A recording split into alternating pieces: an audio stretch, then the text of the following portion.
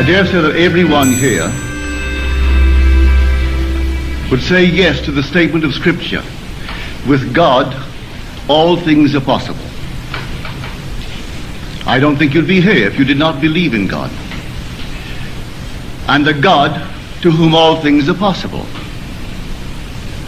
But maybe we stop right there and we separate man from God. And my purpose is to show you that we are not two, that we are one. That same creative word that created the universe and sustains it dwells in us. Therefore with God all things are possible, and therefore with man all things are possible. So he states it in one book, Matthew, with God all things are possible. But in Mark he states it, all things are possible to him, meaning man, who believes. Can man believe? So this creative word is in us. Well, what is this creative word?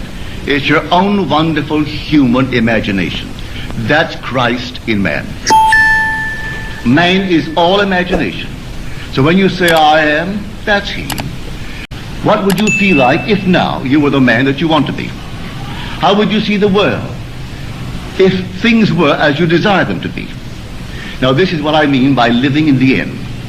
If I know what I want, when I pray, believe that I have received it, and I will. Well, if that precept is true, literally true, to be accepted literally and fulfilled literally, well then what am I doing not believing? I should actually know exactly what I would like to be, and discovering what I would like to be as against what I seem to be, dare to assume that I am it.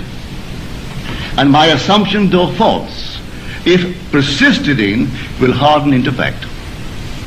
But if I really know what I want, what you want, what we want, and persuade myself that we have it, if my premise is sound, that imagining creates reality, I should, in the not distant future, hear you tell me that it's worked for you, and the other one tells me, and I in turn tell you, and go through life sharing this marvelous news with others. So I say, live as though it were true. Just as though it were true. If the Word is truly the Word that creates the system in which we live. In the beginning was the Word, and the Word was with God, and the Word was God. By him all things were made, and without him was not anything made that was made. No, not even the so-called unlovely things. For if all things were made, he has to be responsible for the unlovely things as well. So we are told in Scripture, I kill and I make alive. I wound and I heal. I create the blessing, I create the curses. But now I must choose life. Choose the lovely things, but don't say there's another creator. For if there's another creator, then we are in conflict. So my own imagination can conjure unlovely things if I dwell upon them, or the lovely things. But they can't be two gods. There can't be two creators. And if I can find that creator and identify him with my own wonderful human imagination, then I can't pass the buck. I can't turn to anything and blame it for the things happening in my life. Who knows what you're imagining? No one knows. But you can sit down and imagine, and no one can stop you from doing it. But can you give reality to the imagined state? If you do, yes, a bridge of incident will appear in your world. And you'll walk across some series of events leading up to the fulfillment of the imaginal state. All by imagination. He knows what he wants, and then after having decided in himself, that's what I want, and that's good for the business, he then in his mind's eye, he appropriates it. And then let things happen. As told us in Scripture, the vision has its own appointed hour. It ripens, it will flower.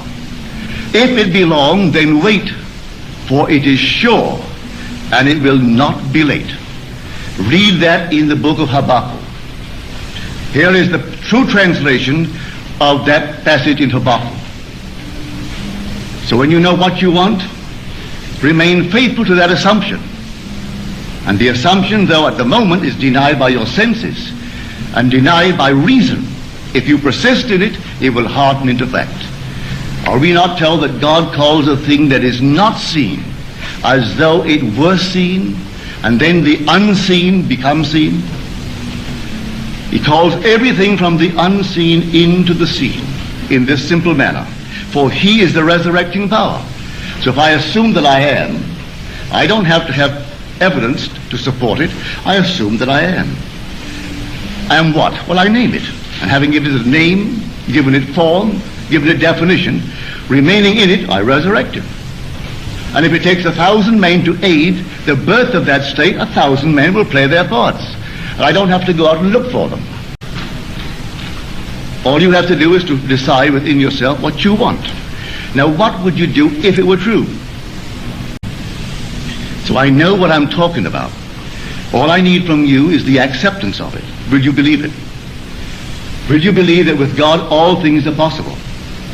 Will you believe that all things are possible to men? Well, you can prove it in the not distant future. But you are the operant power. It will not work itself. I only know if you remain faithful to the assumption it's going to happen, and you're going to be promoted towards the fulfillment of the state that you have dared to assume that is yours. So here I say, dwell in the end. The end is where we begin. For if I've seen my name on the marquee, that's the end. I don't wait for the incident to take place in my world to move from one to the other, leading up to that. I dwell in the end. If I go to the very end, what would it be like were it true? So you can do this for good or ill. I advise you, do it for good. But the choice is yours. You can hurt and you can bless, but don't hurt. Use your imagination always lovingly on behalf of others. But to tell you that you couldn't do it to hurt is stupid, because you can hurt. But it's entirely up to you. So you imagine what you want. Believe that you have it, and see how it works in the world. Those who scoff at it, or let them scoff. 5 years from now, when you're on the top, they may be working for you. And they've even forgotten that they sat in the same audience with you when you heard and believed, and they also heard, but they didn't believe. And so you moved on, and they remained behind. And that's life.